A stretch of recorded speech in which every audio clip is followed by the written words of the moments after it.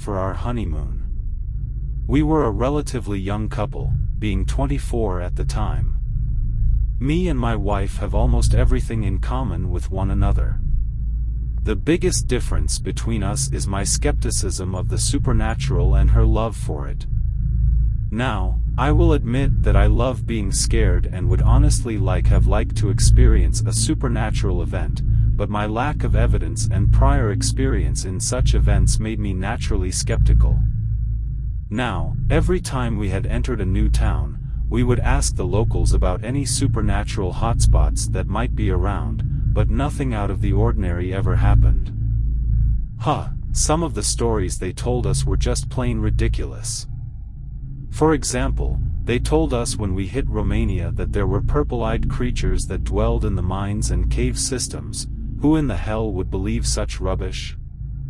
After hearing this story at a tavern, we ran into another young couple that told us they knew of a place that would scar us for life.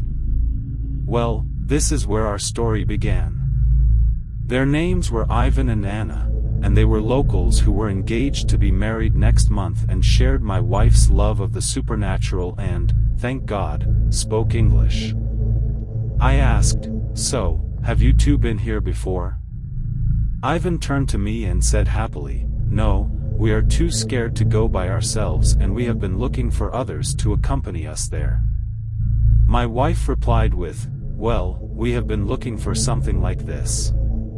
She turned to me with that puppy dog eyes look and said, "Can we go, Tim?" I pondered a moment and thought that no harm would come out of it and told her, "Yeah, sure, it sounds exciting, but what is this place exactly?" He told us it was an old graveyard where a massacre had happened centuries before.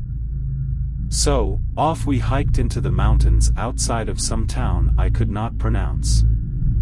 I was spaced out and noticed Ivan was talking to me, but all I heard was something about gravity mountains or something. "We are almost there. Only about another hour," he told us. My wife said aloud, "Well, it gets dark in roughly 3 hours, so I think we should camp here and rest a bit and then head towards it at around 11 and get there at roughly midnight. Thoughts?" We all nodded in mutual agreement. After we got camp set up, we sat around the fire and told horror stories to get pumped up for the graveyard. We tried to get some sleep, but ended up only getting about 2 hours. I had had a dream that something in the woods was chasing us, only it wasn't a being per se, but a force. It was flying above the trees, picking us off one by one, taking Ivan first and followed swiftly by Anna. Me and Cadence had taken refuge in a cave where we climbed up on our hands backwards as we heard the force approaching with its demonic screeching. We backed up to a wall and I swiftly turned around to see the decaying face of some ancient entity smiling at us. It screamed, "Did you think you could escape? The ritual is yet to be completed."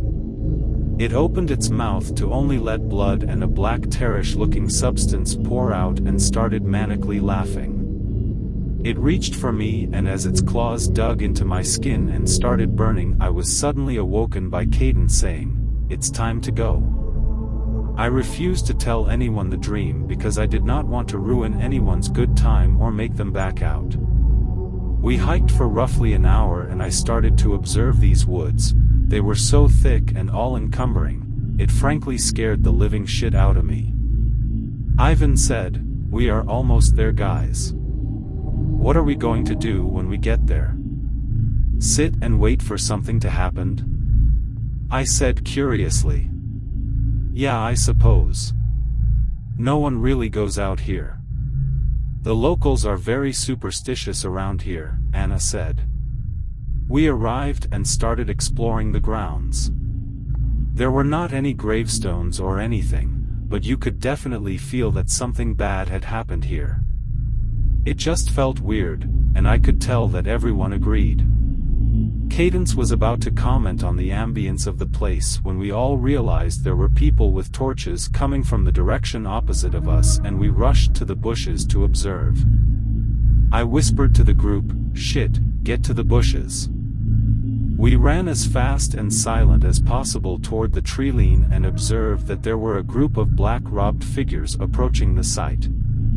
They all walked to a little granite marker that was on the edge of the graveyard that we hadn't seen beforehand. I whispered to Ivan, "What the hell are they doing?"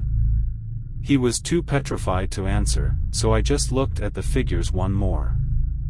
The figure cloaked in red, most likely their leader, approached the marker and opened up a leather-bound book that looked very ominous, and started to recite from it, "Here we have gathered, on a site where great sorrow has befallen many people, and humbly we offer ourselves to you, Lord Creable. We shall complete the ritual and take the life of our victim as your host and vessel so that you may once live again." We all looked upon in horror as he pulled out a dagger and stabbed the screaming man they had presented in the stomach, and he fell to the ground. Cadence was about to scream, but I wrapped my hand around her mouth before she got the chance. Me and Ivan reacted by rushing at the group and tried to wrestle the dagger out of his hands, only to fail and be restrained by the group. Ivan screamed. This was not part of the plan. I was obviously in shock at his betrayal and looked over at him and screamed furiously, "You motherfucker! You set us up!" The leader screamed, "That is enough."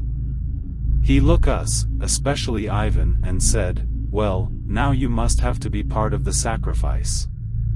The ritual cannot be completed if any of the witnesses are alive." I started panicking and screamed, "Who are you? What are you doing?" He looked at me with a look of irritation and replied, "We are part of an ancient cult dedicated to the Old Ones, and we are resurrecting our god Creable, but unfortunately for you his ritual requires all those who are present to be sacrificed, even ourselves. But it is a small sacrifice we must pay to reassure his return." I couldn't help it, but I started laughing out of the absurdity of the situation.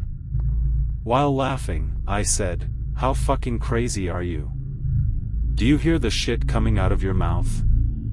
All of a sudden the dead man started convulsing and twitching uncontrollably. He rose up from the ground with his body bending impossible ways and his mouth sprouting the same substances as in my dream. He began screaming, and on top of that substance, he was also dripping blood.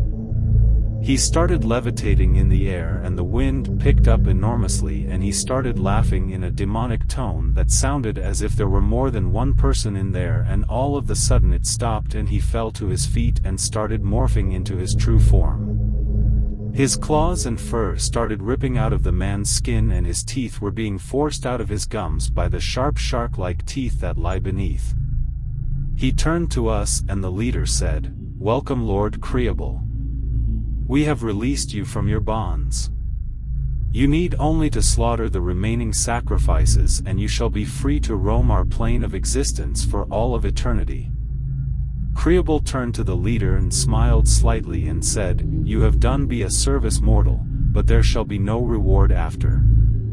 Creable ripped the man's throat out and turned and started slaughtering his followers one by one. I took advantage of the distraction and darted to the bushes to get Cadence, but she had already ran off apparently. I turned back to see Ivan running in the opposite direction, so I took a cue and started running back to our camp, leaving the screams of the cult behind me. I ran for a good 10 minutes until I stumbled upon Anna, who had her head in her lap crying. I cautiously went to go see if she was alright, but before I got near, her head jolted up and her eyes were black holes with blood running from them, and her mouth was gushing that weird substance. She smiled and said in that demonic tone, "You can't run away from us, Tim. The ritual must be complete." I saw Creable behind her as he stabbed his arm through her chest and ripped her heart out. He looked up with a smirk and said, "You know you can't run, Timothy." I panicked and took off running once more, and I heard the ripping of flesh behind me and the maniacal laughter commenced. I finally made it to the campsite and the campfire started soaring into the sky, and out came Creable.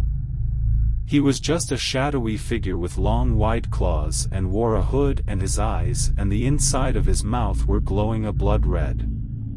He was taking on the form of the thing in my dream.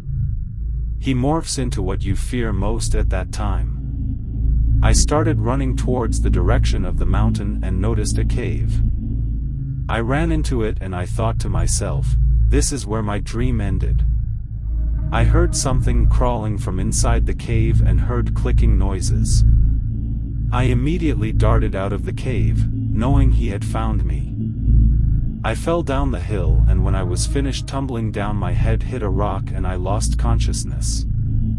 I awoke the next morning and immediately started running back to the campsite to see that the tent and all our supplies had vanished. I started to walk towards the graveyard. Either this had all been a dream, or it was a trap. If it was real, I was going to be killed anyway, and if it was merely a dream, would have nothing to worry about. I arrived at the site and saw that it was merely a small plain. No bodies, no blood, no dagger, and no sign of human interference. Still, where was Cadence, Anna, and Ivan? Where did the supplies go? I went back into town and tried to find some answers, but everyone kept their distance from me and refused to speak to me, even the police. I desperately tried to call Cadence's cell phone, but it kept going to voicemail of her saying something in a foreign language. The only thing I can make out of it is my name at the end. Tim. After a month of searching, I couldn't find her. I eventually ran out of money and had to go back to the US. I had suspected that her and Ivan ran off together or something. It destroyed me, but after 5 long years I had gotten over it and eventually got remarried to you, Sophia, and had Ethan. I had forgotten the whole ritual thing until about 2 months ago when I started to get letter from a woman named Cadence and a man named Ivan. I didn't want to scare you, so I didn't say anything. The letters say, you thought you could get away, Tim, but the ritual is not complete, written in dozens of what appears to be dead languages. I get phone calls that consist of someone screaming my name. It was all true, every fucking bit, but why did it allow me to live? Why so long? I can't allow this creature to be released upon our realm. I don't even know if this will stop it, but it's the only solution that I know could possibly work, so I am writing this to you, Sophia, in the hopes you will understand that there was no other way. I love you and Ethan more than anything, and I am sorry.